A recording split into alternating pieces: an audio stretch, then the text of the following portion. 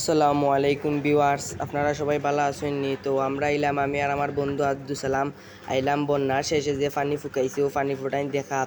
কারণ বন্যার শেষে বাইপাসের পানি ফুকাইছে না, ও তাহলে কইতে আপনারা দেখাই যেন আমরা কত পানি হয়েছিল বিশ্বনাথে। ইলিগে বিশ্বনাথ এলাকা দৌকা পানি তবু রাস্তা লেভেল রয়েছে আর মেঘ দিয়েতে বন্যার পানি আবার বন্য হয়ে যাব। তো আসরের বাদে আমরা আইসি কত সুন্দর দৌকা, তো বাইপাস নিরিবিলি বাইপাস আর অনেক সুন্দরও লাগে দেখতে। তো আপনারা কই একটা ভিডিও দেখাই, ওই তো আমার সাইকেল, আমরা দুই বন্ধু আইসি সাইকেলে। তো ইতুই লেগে বিশ্বনাথ এলাকা, ও কত সুন্দর দেখতে লাগে দেখোকা। তারপরে চইলে আইলাম, আব্দুল সালামে কর চা খাওয়াইতো, তো কইলাম তার চলো বন্ধু তুমি চা খাওয়াইবাই নে সাইকেল চলার। তো আমি নিরাই বই থাকছি, অনেক ভালো লাগে চা খাইমো, আব্দুল সালামে খাওয়াইব।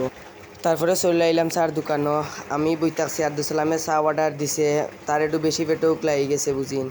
তো আমারে রাখি, তো আমি আসলাম কইরা আমার সাথে একটু পরে চা তো দিব, গরমা গরম খাইমু না দুই বন্ধু মিলিয়া, যে তুই খাওয়াই রে আমি খাইমু, আমার লগে টাকা পয়সা নাই, ঠিক আছে। তো তাড়াতাড়ি চা দিলাই, তা আমিও কইরাম, তো চা দিরা তাই। তারপরে চা দিলাইলে আমরা রে সালার আব্দুল সালামি তো খাইছিয়া কারণ তার একটু পেটো বুক, আমিও খাইরাম কই বিসমিল্লা কইয়া ডুবাইয়া খাইরাম। এর মাঝে চা কিন্তু অনেক মজার চা হয়, তার লাগে দুই বন্ধু কই তার অন্য খাইমুনে যেহেতু বিছনাত আইলাম।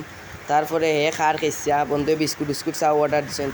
তো সবাই আমারে ফলো দিয়ে পাশে